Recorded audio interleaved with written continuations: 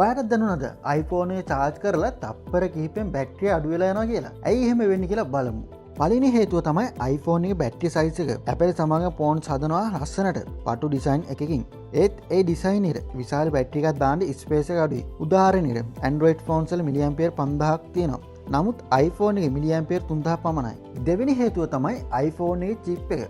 අතිශයින්ම බලවත්. A17 Pro වගේ chips, games, video, AI processing හැම දෙයක්ම super fast. මේ power එකට naturally battery එක වැඩි වශයෙන් යනවා. iPhone 17 Pro වගේ models වල Hertz 120 එක display එකක් තියෙනවා. අතිශයින් bright, super smooth. ඒ brightness එක nits 2000 දක්වා යන නිසා battery එකට බරක්. iOS එක හොඳයි, smooth, ආරක්ෂිතයි. නමුත් background app replace, location tracking, Siri, suggestion වගේ දේවල් battery එකට quickly drain කරනවා.